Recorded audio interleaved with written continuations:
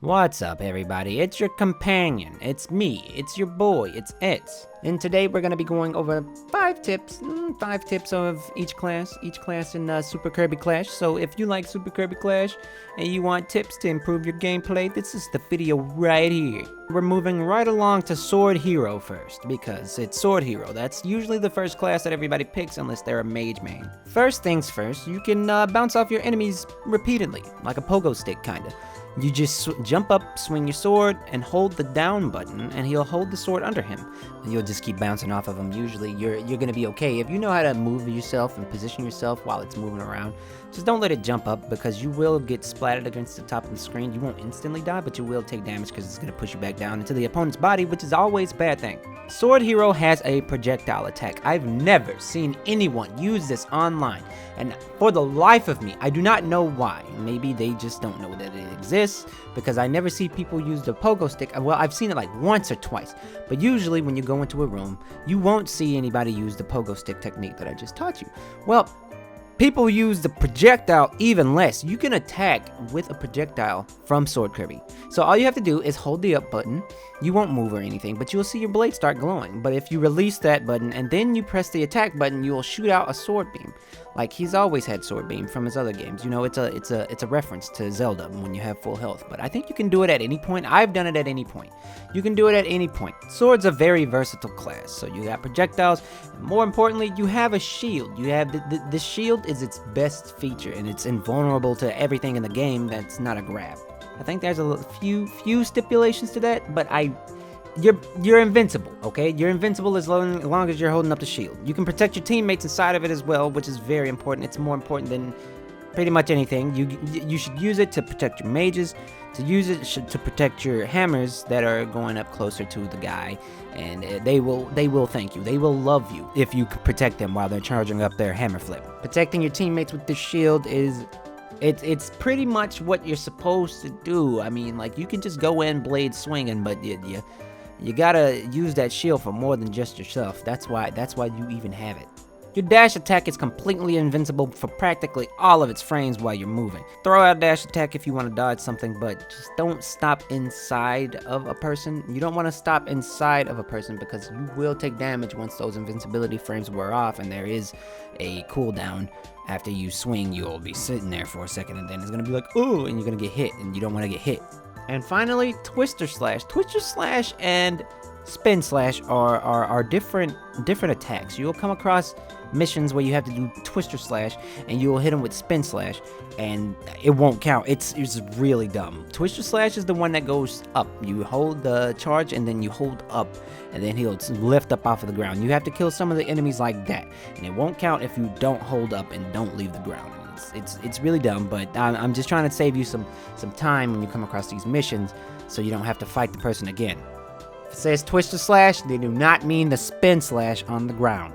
Next, we're going to be going to the hardest class to play, which is the Hammer Lord. The biggest tip is that Hammer Flip is your bread and butter. The reason your class has so many downsides is because of Hammer Flip.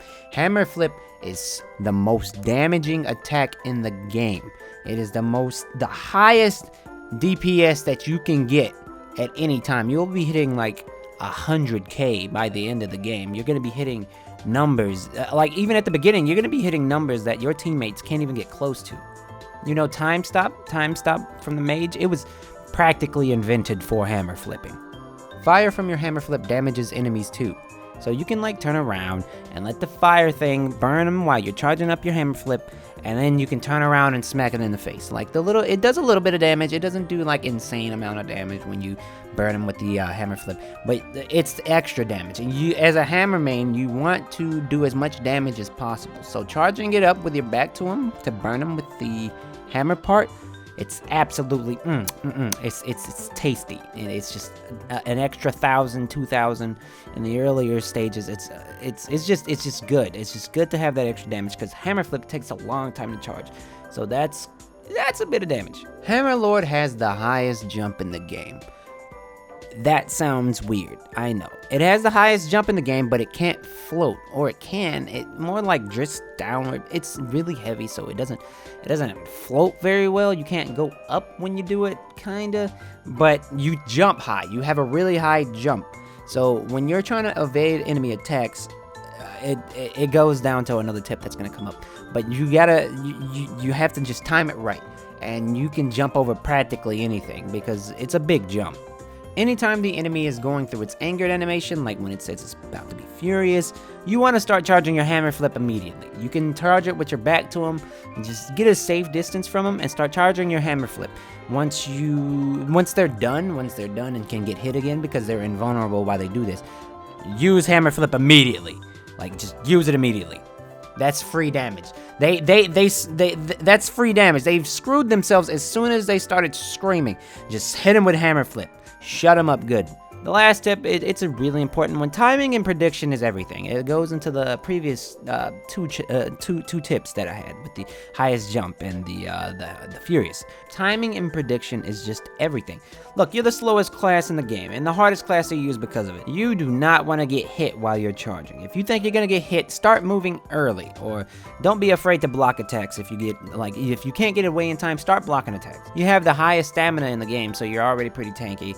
And just block everything. And feel free to let those hammer flips off early if you think you're gonna get hit, because it's better to do some damage instead of just not doing any damage at all. It's time for my favorite class, Dr. Healmore. You probably could have guessed I'm a Healmore main from some of the videos I've put out already. This is the section I was waiting for.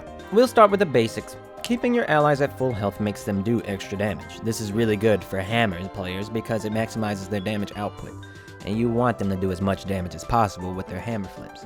You'll know when someone has boosted damage because their life bar will glow, and they'll be doing more damage, obviously. But you can't see their damage numbers, but if you see their life bar glowing, just know that they're doing better than usual. Science Lab is your best friend. There's a lot of invincibility frames. A whole lot. There's a whole lot of invincibility. If you hold it, you're invincible until it's over, but you'll become vulnerable immediately after it's over.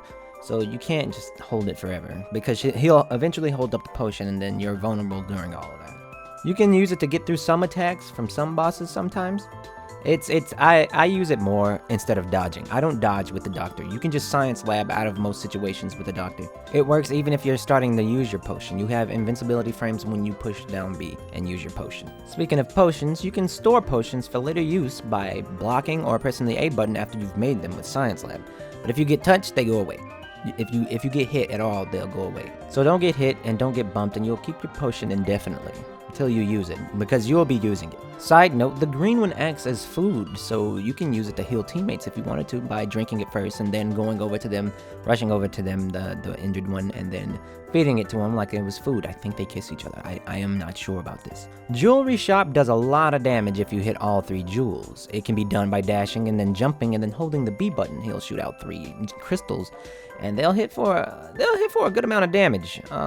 If you're not using Science Lab to damage the enemy, I think you should be using this. Also, your other aerial tech, Bandage Spin, is great for getting out those Meteor tablets. It does a multi-hit combo, and since the hits are weak and it's a lot of hits, it'll pop out the tablets faster. So that's always good if you're trying to get the tablets out for your team so you can use the Team Meteor. And finally, we come to Mage. Now this one was tough because there's not a lot of tips I can give.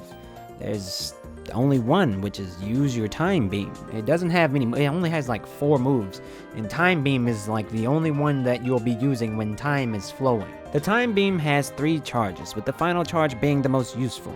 On grounded opponents, it takes 4 full charge Time Beams in order to stop time.